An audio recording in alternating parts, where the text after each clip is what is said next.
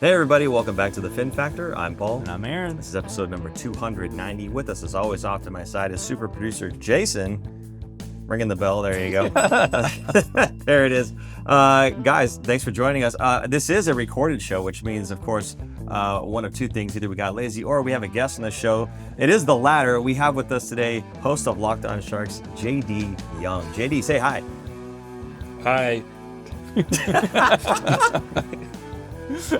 And I guess we'll be talking with him about a great number of things. First and foremost, of course, the draft and who the Sharks might be selecting and everything. So what else are we going to talk about? Some free agents pickups and maybe some possible trades coming up. And then we'll talk about possibly Macklin Celebrini, El Capitan. We'll see.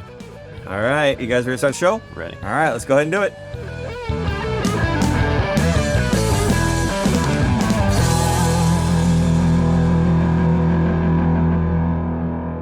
So yeah, that was another hallmark of the recorded show. As I used to say something witty there, but my wit has all ran out over the years. 190 episodes does it's that unfortunate, too. I know. But with us again, JD. JD, again, host of Locked On Sharks. Why don't you tell us a little bit about yourself? Maybe our audience, I'm sure most of our audience has seen you, but just go ahead and fire away. Yeah, I'm the host of Locked On Sharks. Been doing it since February 2020.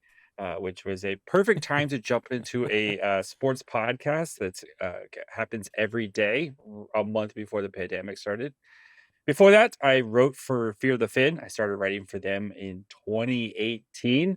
I kind of did social media for them and started writing for them. And then that kind of spawned into me jumping over to produce and edit and record and then soon host Locked On Sharks. And unfortunately, they have not found a better replacement for me at Locked On. So they just keep letting me do it for some dumb reason. So, yeah. Something else you've been doing though is you're running the Reef. So what is Yeah. the Reef for some folks that might not know? It's kind of my little personal blog where I, put together thoughts, mainly on like Sharks prospects and stuff like that. It's like I'll do film breakdowns or like right now with the draft coming up, like I kind of make my case for the Sharks to draft X player and stuff like that. And after the draft, I'll do like breakdowns of some of the newest Sharks prospects and stuff like that. But it's mainly kind of prospect centric for a way to just kind of cover the Sharks without doing full episodes on some of the players. So I'm sure at times like this, it gets a lot of traction because there's lots of prospect news, who the Sharks going to pick, et cetera, right? So I'm sure you're really busy with that, especially at this time of year. A little bit. I'm not like one of the like EP guys or anything like that, or like just grinding away tape and stuff like that. It's a little bit more, whenever I get a chance to get something written out. I always feel like I need to write more. So maybe that'll be my resignation or my new thing for next season is to try to write more whenever I find time to do it. Yeah, and on that topic of, you said you're not one of those guys that's grinding. I do want to bring something up, and it was just kind of funny. I had a tweet that I sent out at the end of the season thanking all of the big broadcast guys and the news media guys. It was like Brody and Curtis Bashelka and Sheng Peng and all those guys.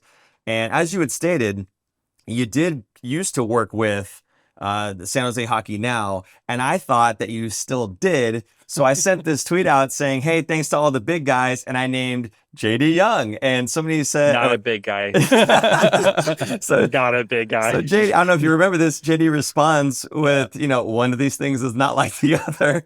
And I just thought you were being humble, and I got people calling me out like, hey, why did you add JD in there? I'm like, well, because he's one of the guys. What do you mean? So you do great work, and you fooled me. So fantastic job. They like it either. So. Okay, Aaron, why don't we go ahead and jump in? Let's talk about the upcoming draft. Go ahead and kick this one off here. Yeah, all right. Well, as everyone knows, the Sharks won the second overall pick in the draft lottery, which is amazing. They jumped from, or were they supposed to be ninth, I believe, all the way up to second. That's amazing. So back-to-back years where they'll be picking second. This year's draft is a little different than last year's. There's not really a consensus number 2 pick like Misa was last year. So the way that we kind of see and what we've been talking about on our show, there's kind of like 3 scenarios here. One, draft the best player available, do it, whatever. Most likely it would be Stenberg. Case could be made for some others, but most likely Stenberg. Scenario 2, trade down and get something to move down to pick or 2 and then draft Reed, Verhoff, Castles, whatever they want. And scenario 3 is trade for an established player, that second overall pick, someone like Adam Fox, someone who's going to be a really big name player that would come in and help the Sharks now and in the future, I guess. I don't know what the Sharks are going to do. I don't know what Grier's going to do. To me, I feel like if there's going to be a trade, Grier has the price very high to pry it out of his hands. I don't think it's going to be necessarily a fair trade. I think it would have to be very over the top for the Sharks to take it. Otherwise, they're just going to stick with that pick. What do you think they're going to do with this second overall pick? I know there's a lot of information there, but what are your thoughts on what the Sharks are going to do? I think they're going to take who they think is the best player available. And that may not be Stenberg. And I know my mentions at any episode I do, if I had a nickel for every time Stenberg was mentioned at me, I would not be doing this, gentlemen, because I would be on somewhere else on the beach somewhere. But I think they're going to take whoever they think is the best player. And if that is Stenberg, or if it's Reed or Verhoff or whomever they think is the best player, that's what they're going to do. Going through just kind of eliminating, right? The trade down option, NHL GMs are cowards, and we haven't had a trade. Like, it's been 20 years since a top 10 pick was traded. And, like moving down in the draft. And if you do trade a top 10 pick, it is for an established player, like we saw DeBrincat go a couple years ago to the Ottawa Senators, where they traded the 7th overall pick. It didn't work out for Ottawa, of course, because he quickly wanted out of there. But he's had a really nice, like DeBrincat's a really like a star player, 40 goals a season type of player, right?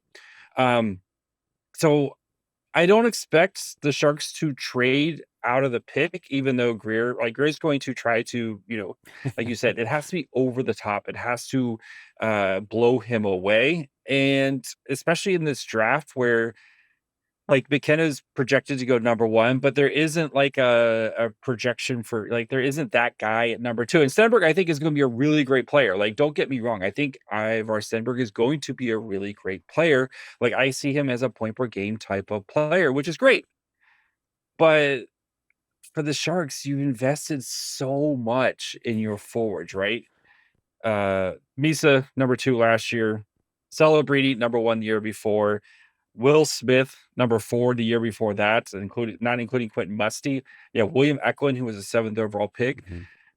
The best player available, I think, for the Sharks is the top defenseman. And for me, it's Chase Reed. Like, what I've watched from him, the comp for him is Zach Werenski, who last time I checked just won the Norris Trophy. Yeah. So if he's anywhere near close to being Zach Werenski, that seems like a no-brainer to me. Especially for a team that needs defensive help in the long run. And I know if you draft Chase Reed this year, he's not helping you this year. That's fine. Like, you shouldn't draft for need this year. This isn't the NFL. This is the NBA where like you just draft and drop them in. Like, this is drafting for the next 10 to 15 years. And I think Chase Reed is an excellent defenseman who is going to be that like one of the best defensemen on his way to being one of the best defensemen in the NHL. And those are incredibly hard to find. Now, the available part right there is why I think they should go defense here. And again, if they draft Stenberg, sick. Like, your top 6 is set forever. But you're going to have to work. You're going to have to go find a defenseman somewhere. That is it's a very, very much you're making a path here of, if we draft Reed, okay, we have at least an option for Reed to potentially be that good. And if he's not, okay, then he's not. But if you draft Stenberg, you're going to have to address the defense sooner rather than later. And it's not like they're not going to address the defense, but you're going to have to put massive resources to acquire a defenseman who can play with this team and who can drive offense and defend as well. So, I'm very much in the draft Reed. I think Reed's going to be super awesome. And if you need to find a winger, you can find wingers, right? Mikko Rantanen was traded twice in the same season. Like, it is easier to find an impact winger than it is, I think, to find that special defenseman. Yeah, especially when it comes to people playing in the system and everything. Winger is probably the easiest position to really plug and play anyone who's not familiar with the system. Question, kind of a different question that popped up in my head. Do you think Toronto is taking McKenna, or do you think they could pull off something where they don't take McKenna first overall? And then would that change things for the Sharks, where they'd be like, we have to take McKenna second overall here? Yeah, I mean, there's a world where they draft Stenberg, right? And especially, with some of the changes that they've made in their front office and stuff like that. And like Stenberg, again, I think Stenberg's gonna be a really sick player. I think Gavin McKenna has a little bit higher ceiling than Stenberg, where I think McKenna could be like a 90 to 100 point player between the two of them. I think Stenberg has a higher floor, if that like a higher floor, but like slightly lower ceiling between the two. And I think though, like I've always said with McKenna, he feels like the last piece of your rebuild. Like if McKenna went to Vancouver, you feel like he'd be doomed because they just don't have anything around there with him. Like if he went to like going to Toronto where they have Matthews and they have Nylander and they have a bunch of other pieces where he doesn't have to be the guy, I think it really is going to put him in a position to succeed. So I do think they take McKenna. And again, like who knows, right? But I think they take McKenna here because I just think it makes a lot of sense. And I think I think his ceiling's just like a tad bit higher than Stenberg, and I think he'll be try to potentially replace Marner. Basically, imagine the chaos that Toronto had if they did not pick the Canadian boy first overall and they went with a Swedish guy instead, with the new officer that people already hate and before he even started at the job. Like, I think it would be the perfect chaos out of Toronto. And I think it would be amazing. It would be must-see TV. For me, just to add on to the conversation there, I think there's a lot of different avenues and different ways that it could go. But no matter what happens, the Sharks are ahead of where they should have been. Again, we've talked about this in the show before. We're supposed to pick 9th overall. We got a gift. Yeah. Right? So whether we pick a Chase Reed, a Keaton Bearhoff, whether we end up with Stenberg, or if McKenna falls to us, which is not going to happen, but let's say it does, Carroll's, it doesn't really matter. Any of those guys would have been picked way earlier than 9th, right? So I think just from that perspective, we got a full-blown gift here. So it doesn't really matter. Now, of course, we're all used to playing NHL, EA Sports, everything. You're trying to maximize the amount that you can get and everything, right? So yeah, you trade down one spot and pull somebody else and then drop the guy that you would have got anyway, whatever. So I know there's a whole lot of that going on, but I think that's one thing that Sharks fans kind of lose sight of is like, if you don't pick Stenberg, it's trash. You did horrible. You're terrible. And it's like, it's still a really good player that you're getting. It doesn't really matter if you picked him second or third. Yes, you could have got some more value out of him, but we shouldn't even be here, right? So, very exciting, I think, for this draft that the Sharks get to pick again in the second. Remember how we all felt when the Sharks passed on Michkov and took Will Smith, and people were like, "Oh my God, Mike Grier, you're an idiot! How could you pass on Michkov and take Will Smith?" Will Smith turns out he's really good at hockey and has been a really great player for the San Jose Sharks. Maybe Mike Grier might know what he's doing a little bit here. Yes, So I agree. I fully agree. They definitely have their own board. They do not go off of what is the consensus overall and everything like that. No, that's thrown out the window. They don't even look at it. They have their own, scouts and everything doing the work all year long, and they put together their board. I mean, Ravensburgen was another one that was kind of a surprise. That was a pick the end of the first round last year. Nobody thought they were going to be taking a goalie, and that's the highest they've ever drafted a goalie in their history. So Grier doesn't mess around. He takes the best player available every single time, but best player, like you said, on their board, not what everyone else is saying. Yeah. So looking at next year's roster, so draft aside now, if we're just talking about maybe bringing somebody in through trade or through free agency, is there anyone in particular that stands out to you that you'd like to see the Sharks maybe bring in through one of those two means? Who and why? Now, obviously for us, we've been talking a lot, and I think everybody really has been talking a lot about getting a right-handed defenseman in here, someone who maybe can run the power play. My whole point was it doesn't have to be one and the same guy. You could still have a left-handed guy that comes in to run the power play and just fill up the right side with good established NHL players. But what's your take on that? Is there anyone in particular that you're targeting that you're like, I really want to see him in teal? It'll be interesting because, like, if you go back to what Mike Grier said at his end of his and this is something I've kind of harped on at Locked On Sharks, right? Is he wants someone who can get the puck out of the zone, and he wants someone to add a little bit of stiffness, right? And again, it doesn't have to be the same person, but I do think, like, I wouldn't be surprised if he goes and tries to get like multiple guys, to try to adhere. And I'm really curious with the Saber situation, right? They have not a lot of cap space. There's a team I know, right? They break through the playoffs here, but you've got guys like Bo Byram, who's going to be due for a massive contract. Michael Kesselring, who they traded for last season and was a healthy scratch for a majority of the year. And I know he's dealt with some injuries as well, but just doesn't seem like a right fit there. You wonder if one or both of those guys could be potentially available, especially if they try to retain Alex Tuck and his services. And Tuck is looking for 10 plus million, especially with the new cap going up there. Those would be like somebody like that where like especially Byram, who's 24, it feels like he's been in the league for a million years already, but he's only 24, 25. Left-handed shot. I know Sharks fans are going to roll their eyes just hearing another left-handed shot, but like that's somebody who I think, especially in the playoffs, you really saw him elevate his game.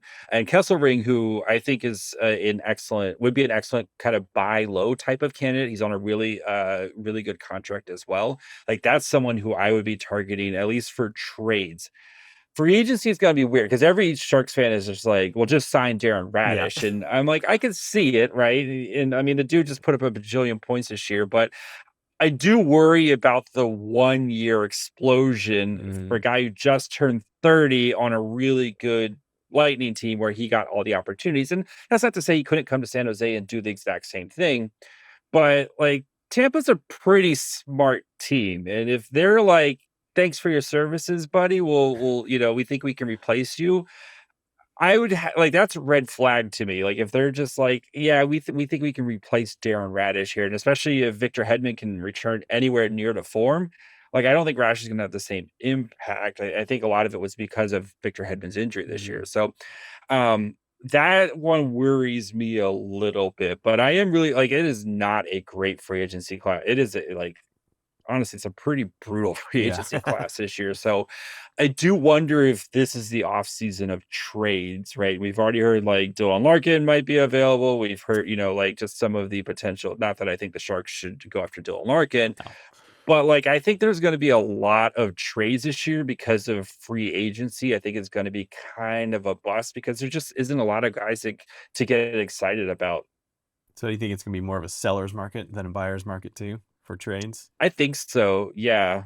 Because again, it's just like I think there's gonna be a lot of people trying to kind of move off of stuff. And there is just so much cap space too, right? Like with the cap going up the way it is, there's so many teams who just have like 15, 20. I mean, the Sharks have what, $40 million in cap space going into this offseason. I know they got to re-sign some of their guys, but like I do think there's going to be a fair amount of trades this offseason because I just don't think there's good players in free agency. So you got to try to get them somewhere else. I don't mind Radish as long as what I would like for Radish is if they sign him to a shorter 3 or 4 year deal, because he's also going to pump up his stats playing the #1 power play on the Sharks with Celebrini and the whole team, right? Plays 3 years, gets those numbers up. He'll get one more payday before he retires, or before that could be like his last one, and not necessarily with the Sharks, but then he can just go somewhere else. Like the guy's only gotten paid like $1 million a year. Right. This is his time to cash in, right? So he's going to try to get the biggest paycheck, and somebody's going to give it. I mean, Mario Ferraro is going to get like $6 million a year for like 6 years. Like somebody's going to. Again, there's so much money out there that these free agents are going to get overpaid. And part of it's going to be us just getting used to the new, like the sticker shock. But like, for a guy like Darren Radish, like he's somebody who's going to be willing to be like, you know what, screw it. We'll give him the 5th year. We'll give him the 6th year. It doesn't matter because the money is just, it doesn't matter with the amount of money.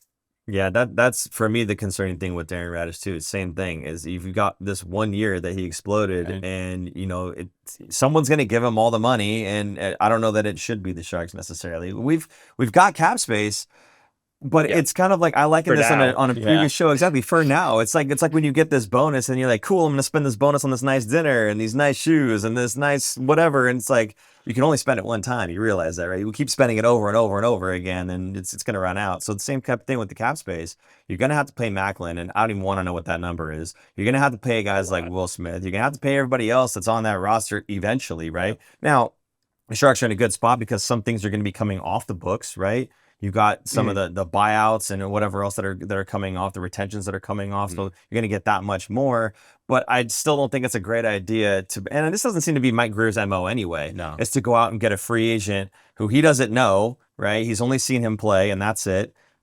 He's had one good year, and then you bring him in for what the market value is going to be, which is over and above what everyone else. Also, right? imagine the pressure that's going to be on Radish to perform, and if he doesn't, like fans are going to turn on him real quick on that, especially if he signs not necessarily with the Sharks, but any team, right? Yeah. And let's say a team that's closer to the cap space, and they couldn't re-sign another player on their team because they signed him. That's just sounds like a familiar scenario. Yes, it's not going to end well.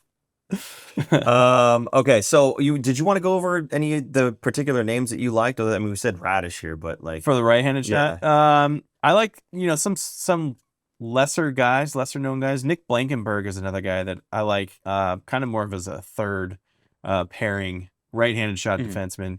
What I'm looking for is someone that's going to be a shutdown defenseman, because it's going to be harder to find a puck-moving right-handed shot defenseman, and then pair them up with someone with Luca Cagnoni and have him come up, and he could do the power play, or at least give him the keys to the second power play and see how he does.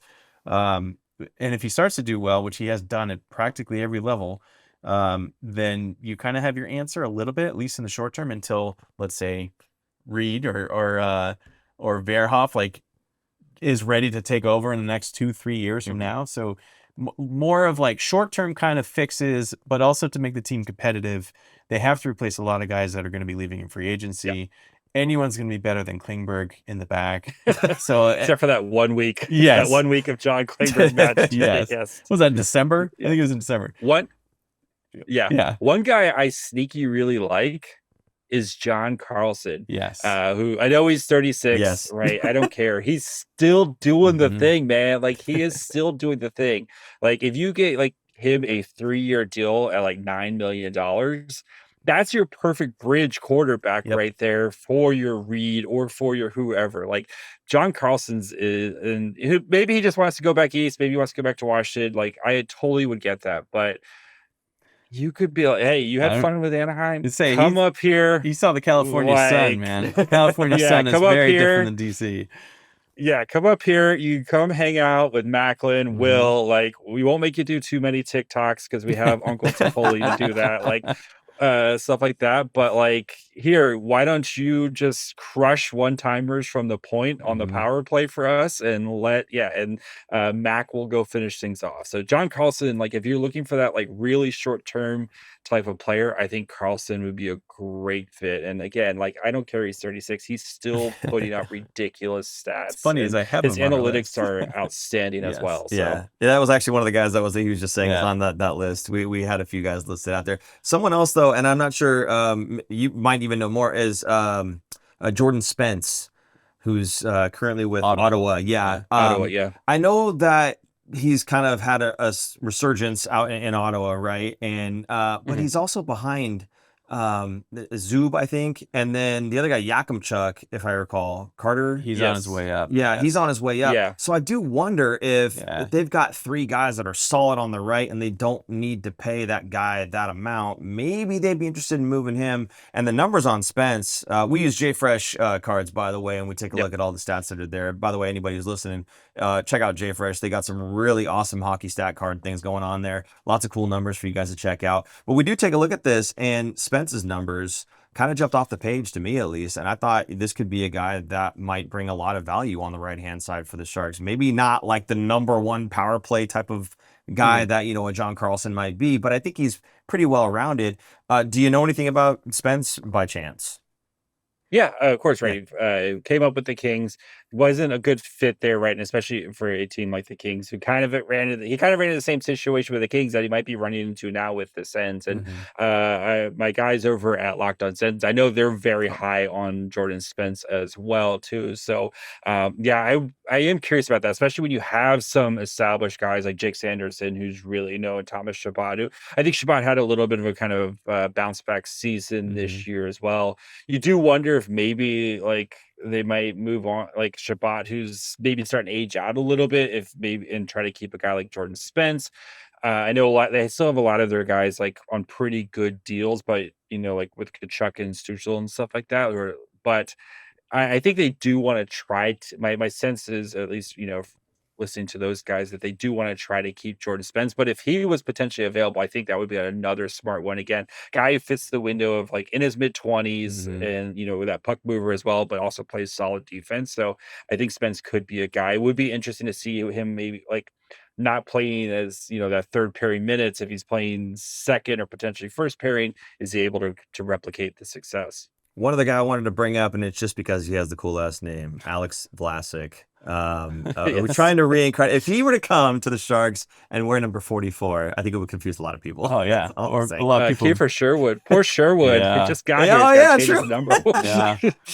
He would understand. Come on. Anyway, Yeah. no, I just thought that was actually another good one by the numbers and whatnot. Alex Vlasic looks really good. But I do want to ask you one other thing, though, because we've been talking about bringing in guys via trade or bringing in guys from free agency. It doesn't seem like there's much there. How about bringing in guys from the Barracuda? Is anyone there ready to make that leap? Luca Cagnoni seems like the next logical step. But is there anybody else? I know Nolan Allen was another guy that they were talking about. Yeah, I mean, I would assume Cagnoni's good, at least penciled. I think you have to have like a horrible training camp and preseason to not kind of at least be penciled into the starting lineup. If we're just looking at the defense, so I think Nolan Allen could be another one there.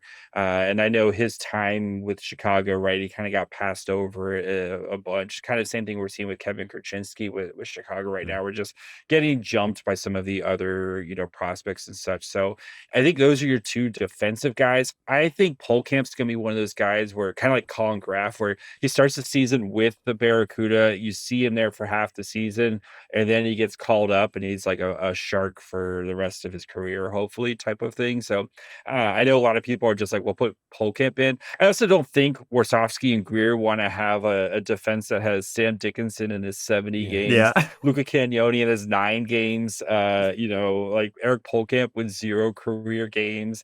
And I think Nolan Allen's got like half a season in the NHL. That's a lot of youth. And again, the Sharks do have to spend some money to try to at least safely be over the cap floor. So as fun as it is to just like pencil in all the young kids, I see Warsofsky would be just ripping his hair out because he's unable to blame one of the children for something. So you can't blame them all. Say Askarov and Nedeljkovic as well would be very frustrated with so many rookies back there. Fair just enough. Yeah. So many children to try to keep like herding cats back there. Yes. All right. Anything else on that one, or did you want to continue with? Well, do you think the Sharks would add any forwards to the mix here? They do have some free agents that they're probably going to lose, most likely. I'm going to guess Regenda's not coming back. Kurashev's not coming back. Not sure about. Oh my God, I'm blanking on his name right now. Reeves, if he's going to be coming back or not. But it seems like they could use probably one or two, not so much top 6 wingers, but maybe in the top 9 or the 4th line.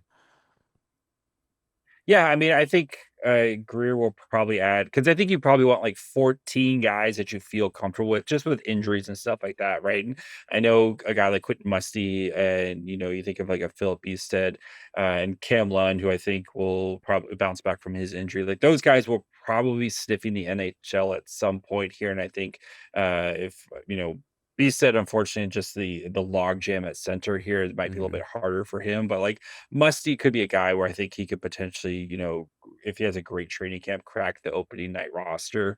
But yeah, especially the bottom 6, like Gaudette was, like a huge addition for them.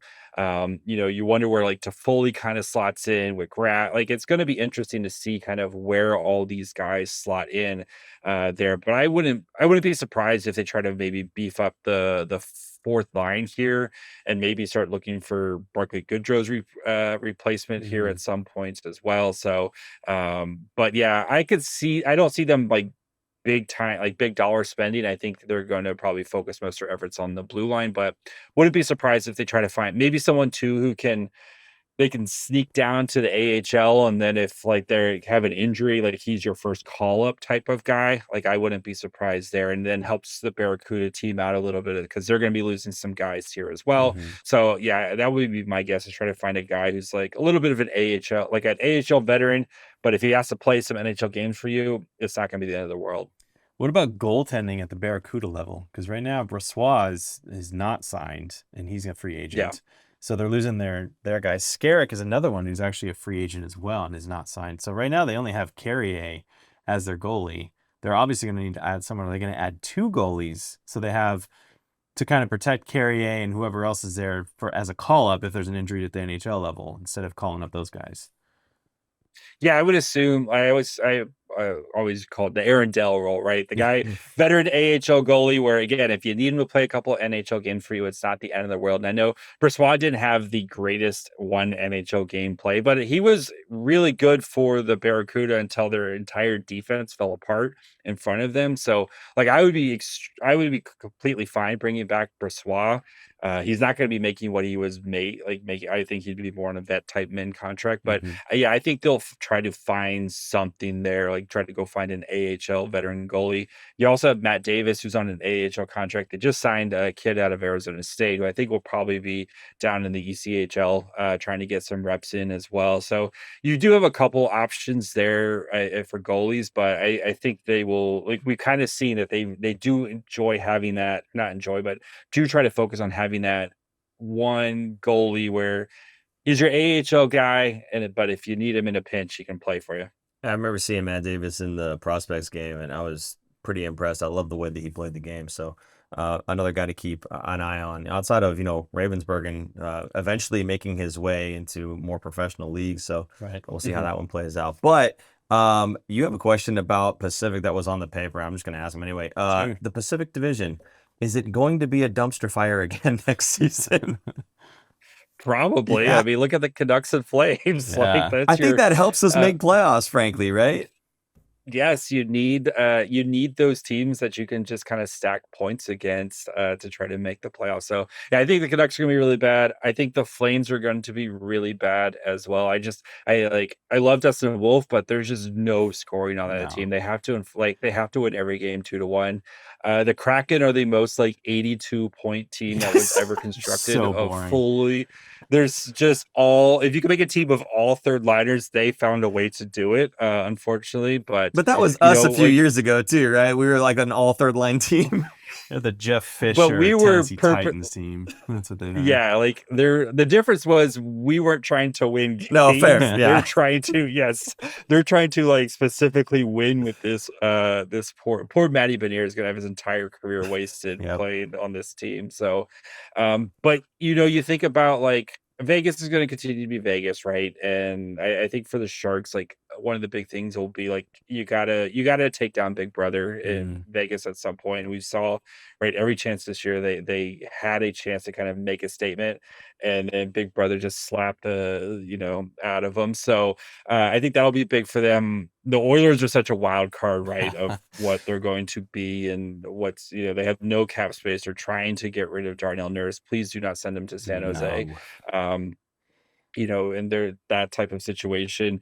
The Kings are the Kings, right, where they're going to make the first round and then get knocked out because they don't have any star type, they don't have that superstar game changer type of player.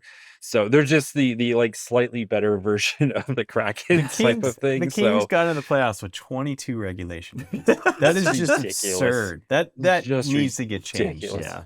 They need to change the point system. That's a whole nother discussion. Right. He wants the 3-point system in hockey. Yeah. The Winnipeg Jets, do you think they're going to be on the downward slope because they just had such a bad year? It's kind of off for them. And there's rumors that Hellebuck might be traded away. I think everything comes down to if Hellebuck's traded, just blow it all up because it doesn't matter. That's where I'm at with them. But if you can convince Hellebuck and if they actually maybe started leaning into / playing some of their young players a little bit more, but they're not really a destination. I mean, if they make a big trade and a guy like Larkin, who reportedly might want to go there, if Larkin goes there, then you can see that team kind of just have that down season. Then it was just the kind of everything goes wrong season, then you just kind of bounce back up, kind of like what we expect with the Panthers, right? Everything went wrong for the Panthers this year. We don't expect the Panthers to be really, really good again next year. I don't know if the Jets will be really, really good, but I think that team will be in contention for the playoffs. The problem is the Central's just a freaking death march to try to go through it, right? And Minnesota. Colorado's going to be angry. Yeah. McKinnon's going to be like on a mission to score like Yeah. 75 goals next season. Dallas is still going to be good. If the Wild are able to find a first line center, like that team's still really good. And Quinn Hughes in a full season. Nashville's still going to hang around. Like, I think the Blues are going to be worse, but you expect Chicago to kind of maybe make that like Sharks type of jump where they're not like the worst team in the NHL, but maybe they're picking 9th or 10th, right? And Bedard finally gets some help. So yeah, it's going to be fun, but I do think the Pacific, though, back to your original, I think that team is going to be. I think the Pacific is going to be kind of similar to what we saw this year, with just like a couple really bad teams, a couple solid teams, and then like Vegas and somebody else will kind of figure it out there. I have nothing else on that one. You getting that? No, I was going to say it'd be interesting to see what Edmonton does because they are kind of a wild card. Yeah. And McDavid's contract, this is kind of the make or break for Edmonton to do something. Yeah. Or McDavid might be gone. It's interesting because there's a lot of things that are happening on other teams that I don't know how it affects everybody else in the league. We talked about the Pacific maybe being really bad, but if somebody happens to pick up one of these guys who's angry or whatever with their team and they want to move over there, that could change the landscape a lot. I could see the LA Kings going after Larkin to replace Kopitar because he's retired. So I do wonder, and I'm actually kind of interested because again, being part of the Locked On Network, you have Locked On, Preds and Wings. I'm assuming, right? Yeah. So I'm curious if you've talked to the Wings. Probably not because the news just hit today, or as of this recording, hit today. Does this signal maybe something bigger happening in Detroit in terms of starting a rebuild? Would they look to start moving some of their other players trying to rebuild that team if Dylan Larkin doesn't believe in it? Your captain doesn't believe in it. Yeah, that's going to be interesting. I think all eyes are going to be on them. And if they do move, especially if they move Larkin for not like an established player, like one of our like the Locked On NHL game night hosts was like, well, how about like Larkin for Robert Thomas? And I was like, oh, that's like a right. Everybody gets a fresh change of scenery type of thing, right? Thomas, who could be like captain material, Larkin, like you could totally see something like that. But if they just get like picks and prospects back, then I think you like the vultures are circling, right? And if you're Mike Grier, you're calling Stevie. Maybe Eiserman has Grier's number blocked after the Jake Wallman trade. Maybe he's got to go find one of Doug's burner phones and that are still in the office somewhere and see if he can get a hold of Eiserman. But because they have a ton of defensive prospects who are kind of ready to start like making an impact, right? And like Axel Sandin Pellikka, who I think was my favorite defenseman in that draft class. Like I would be all over a guy like that who's ready to break into the NHL and start making a big impact. Like I don't think you're getting like Edvinsson or something like that, but looking for those guys who, and that's what, if you're not, especially if you draft Stenberg, this goes back to the best way to find these defensemen is to find them before they do anything, right? Brock Faber, who the Wild traded for before he became an NHL player, and now look at Brock Faber, right? Go get a guy like that who's just about ready to break through. Like that would be another move. But again, it all comes down to what the Red Wings give back. And like I said, if it's picks and prospects, man, the vultures are circling the Red Wings. Yeah, and I'm glad you said that about going out and finding guys before they hit. And then sometimes that seems like the easy way to do it, right? But it's not easy. It's not easy. It's a lot easier, though. It is a lot easier if they are log jammed, right? If you can find a team that's why I was talking about Spence, was that he's got a couple guys on the right-hand side that can kind of be those more minute-eating guys, or Yakimchuk might be, and if they believe in them, then do they really need three that are that solid on the right? They might be willing to move one, right? There's a log jam there. But on the prospect side of it, too, if there's a guy that could step into the NHL, but he's just behind three other NHLers, that's definitely someone to target. And I like that you just said that because that's what I'm hoping for. I don't want the big name. I want the soon-to-be big name that just can't break in, right? That's $1 million job right there. I know it. Picking those players. Get out the sheet. Anyway, okay, good. Should we move on? Let's go. Sure. Okay, so we talked about guys that are log jammed. Someone who has never been log jammed in his life, Macklin Celebrini. Yes. This guy is front and center on our local stage, on the world stage. It doesn't seem to matter. He seems to shine anywhere and everywhere that he goes. Of course, most recently played for Team Canada, had the C on his jersey. We talked about the whole thing with Crosby and how they were having the most Canadian argument ever, trying to give each other the captaincy, and he retained it. But yeah, he's just an amazing talent, obviously. We get to see it every night, and the world got to see it, so that's fantastic to share him with the world. Give me your take on Macklin. Have you ever seen anybody in teal like this, or is there anyone in general that you see? Who would you compare him to? I mean, Sidney Crosby, right? Like that's the comparison, which is almost sounds blasphemous to say, but it was like with the whole captain thing. I thought they were going to do the Mean Girls thing where they just like break the sea up and throw it into the audience and let everybody have a little bit of the sea. But yeah, I mean, when you hear like even Sidney Crosby talk about Macklin, I think that really kind of shows just where he's at. And like even I was very much like tank for Macklin, like Macklin's going to be good. I don't think any of us saw this right away, especially what he's going to be. Like even our wildest dreams, like last year going into the season, I was like, "Hey, if he's like 90 points, like that's gonna be crazy." Like that was my bold prediction. Was like Macklin's gonna be like a 90-point player. You're closer than we were. Yeah, we said 80 and 85. Yeah, I was like, I think he's gonna be a 90-point player. I was like, hot take alert, guys. I think he's gonna. Yeah, this idiot doesn't, not even close to how good he is, right? And just like the thing is, like, wait till everything else starts to catch up with him, right? With Celebrini, with Misa, and I think Misa is going to be a huge part of continuing to see Macklin's growth and development here. And wait till you actually have someone who can get him the puck out of the defensive zone, and he doesn't have to do it by himself all the time. So, yeah, he's just such a special player, and I mean, the fact that he's turning 20 here in a couple weeks and is all, like just blows my mind too. And yeah, it's my 8-year-old who's just like obsessed with him at this point, and like we're watching, like we've been watching the playoffs and stuff like that, and like he's really like this is the first year where he's really kind of gotten into it and like into hockey, and a lot of it's because of Macklin, right? And then like me telling him was like, you know what, Macklin's gonna be like the guy who's going to be like getting the Sharks here in a couple years. Like it's not going to be long before the Sharks are playing these big games and stuff like that. And it's crazy that like the expectations, but you also at the same time you feel like no matter the expectations, you feel like he's just going to do it. He's going to find a way to do it. And one of my like way back when the Sharks were getting ready to draft him, and like the first like times I was really diving into him and watching him and like trying to study him, and my line I came up for him is, he's got the skills of a superstar, but the mentality of a third liner, right? And I think that's what makes him so perfect. It's just like that never say die attitude. No job is too small. He's going to do whatever it takes to win. And I know Team Canada lost at the Olympics and lost the world, but I kind of think that's going to make him a better player and a better leader for learning from some of those lessons. And hopefully, right, sitting next to Crosby on that plane flight back and, kind of picking his brain about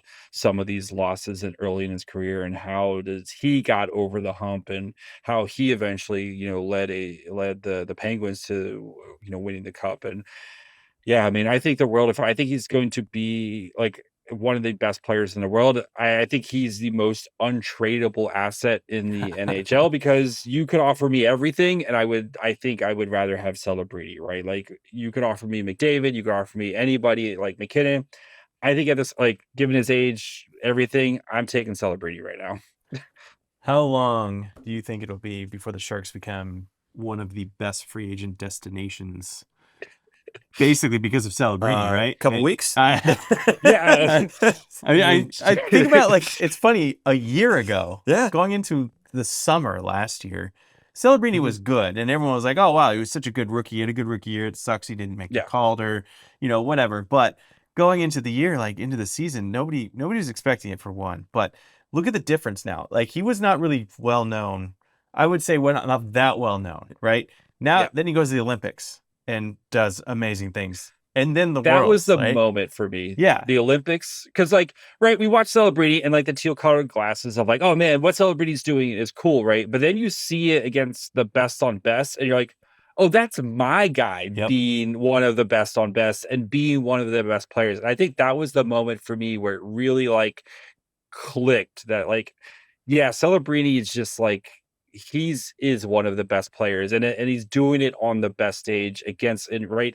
He's playing with Connor freaking McDavid right Yeah. now, and like he's helping to drive this line of with McDavid, and like anytime that Canada needed something big, right, it's Celebrini and McDavid on the Mhm. ice. Like that was the moment. Sorry, I didn't mean to interrupt you, No. but that was the moment for me where I was like, okay, yeah, it's like Celebrini is that good. Yeah, that's where things kind of change. And then even go to the Worlds, him getting the captaincy, I was like, wow, Yeah.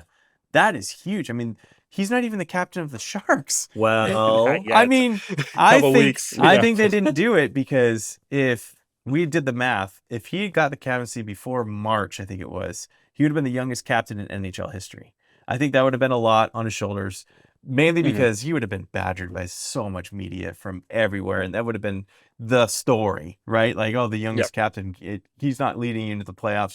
Just more pressure. I think it was stupid. So, I still think he should have been named captain going into this season, and it would have been even more amazing getting his 117 points. But yeah, he has to be named captain. I can't imagine him not. And going into this year, like the secret's out.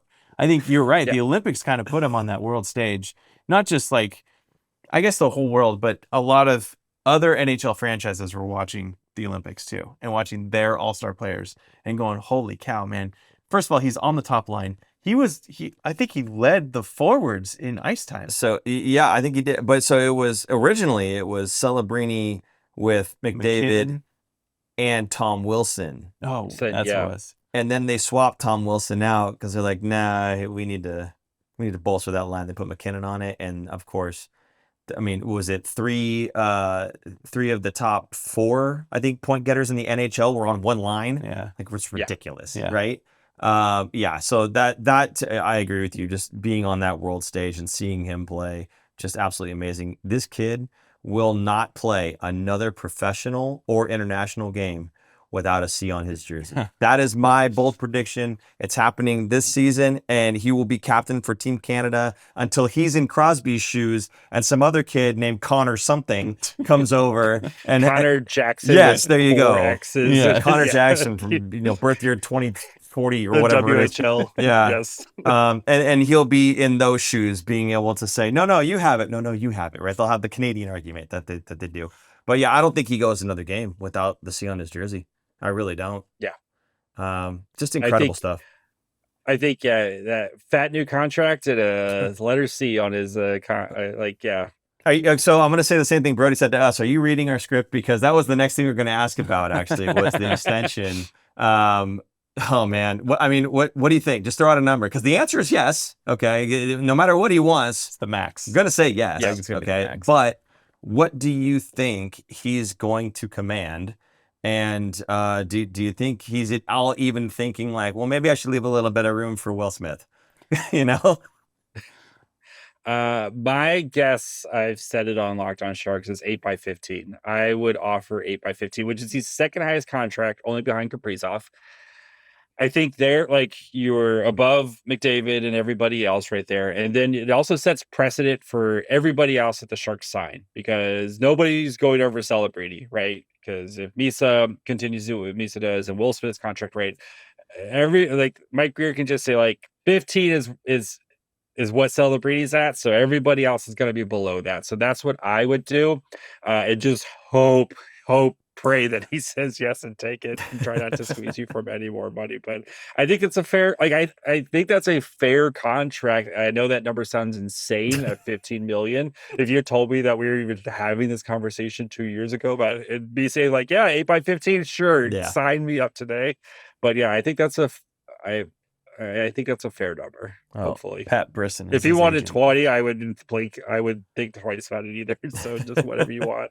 Yeah, I'm not Yeah. sure what it comes out to yet, what the max contract would be. I think it was 17 or 18 or something.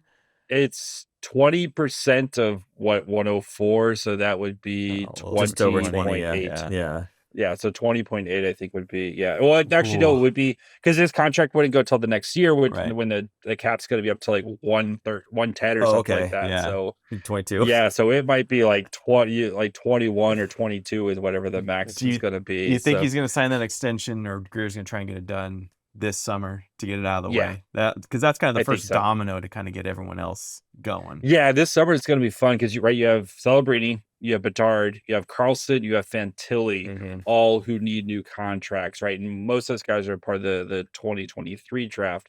But I kind of think, I think they're all like in that standoff to see who signs first to try to kind of set the bars. But I think Celebrini is in his own world, and I can see like the Bedard camp maybe waiting for the Celebrini one, but like I think Celebrini is his own world. So I think I think it's July 1st, like just like we Right. saw for William Macklin last year, right? That was Yeah. the first news the Sharks sent out was William Macklin. I think it's the same thing where Celebrini, like that contract's gonna be ready to go.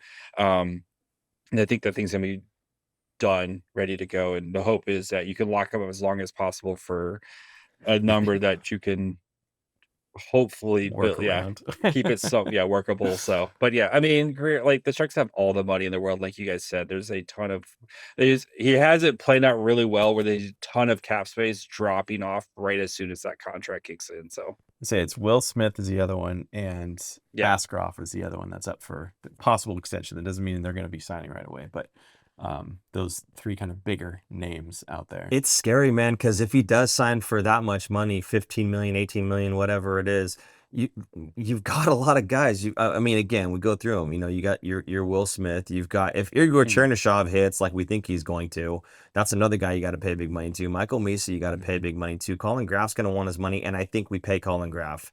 Maybe not an absorbent amount, but he is valuable to this team. Sam Dickinson at some point is going to need to get paid big because he's going to be their guy. Whoever the Sharks draft this season. Whoever the Sharks draft this season Top at number 2, pick, right?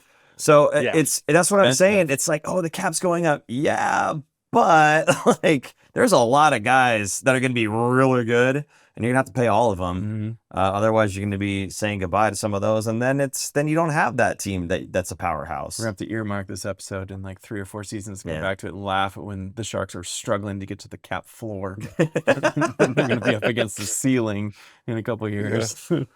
Right. Macklin took the vet min contract.